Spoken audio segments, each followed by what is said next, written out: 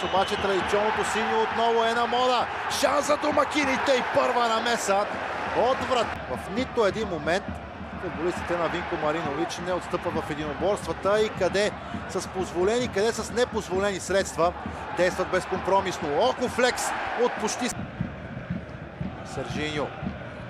Дали няма да последва и удар от дистанция на Сержиньо. Юричич продължава топката за Амер Хирош в наказателното поле. Вече Хирош. Савич получава и стреля.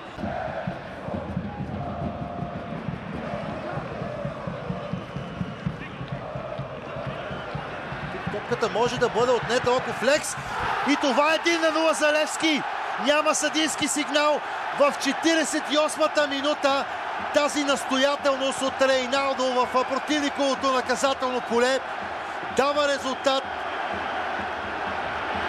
Хулио Веласкес не показва емоция към момента. Емоция обаче има по трибуните. Стадион Георги Аспарухов избухва, а Левски бележи гол дошъл от нищото.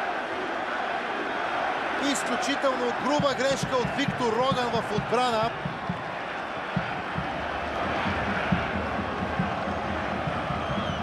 След като Армстронг Око флекс бе големия герой преди седмица в Баня Лука, отново той на точното място, в точното време, с много техничен, лек, но прецизно насочен удар, открива резултата. Гледаме, разбира се, повторение на ситуацията. Топката, струва ми се, бе отклонена от Роган към Око флекс, така че не би трябвало. Много добре пази топката Милош Йович, тук обаче тя му е отнета. Контратака за Левски, Евертон Бала. Добро подаване за Рейналдо, той има скоростта на своя страна. Удар на Рейналдо, 2-0!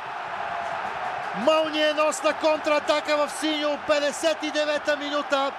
Левски вече гледа смело към участие във втория квалификационен кръг на Шампионската лига.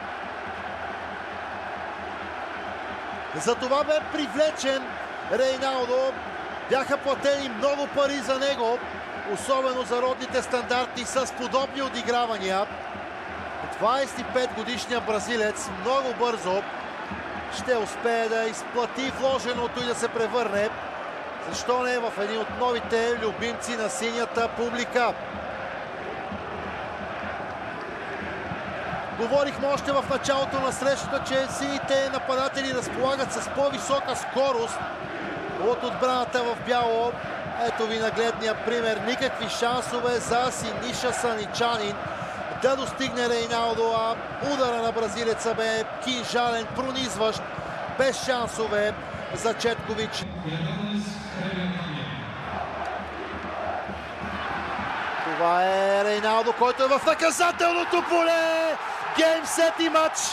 3-0 за Левски. Рейналдо бележи второто си попадение, прави го по страхотен начин. А от тук насетне, струва ми се, няма никакво съмнение. Само след седмица Левски ще играе отново на стадион Георги Аспарухов. Вече във втория квалификационен кръг на Шампионската лига. Вече срещу много по-сериозен тим, шампиона на Румъния. Университатия Крайова, наслада за феновете и екстаз по трибуните. Атака с много импровизация, с финес и с цялото спокойствие и хладнокръвие на света, което Рейналдо използва, за да завърши. Как ще изглежда Левски без типичен централен нападател? Ето как за Алдеир. Хуан Перея. Много мощен е Хуан Перея! 4-0 за Левски. Като типичен, като голям централен нападател тук Хуан Перея. Най-напред овладя топката, осигури си пространство за удар и нанесе неспасяем такъв за Никола Четкович, без да има вина за попаденията. Стража на Борец и касира вече четвърто такова. Хуан Перея също открива головата си сметка за Левски в европейските клубни турнири.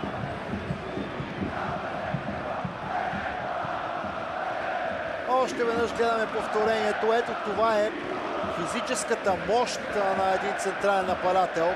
Пребори се с двама съперници и макар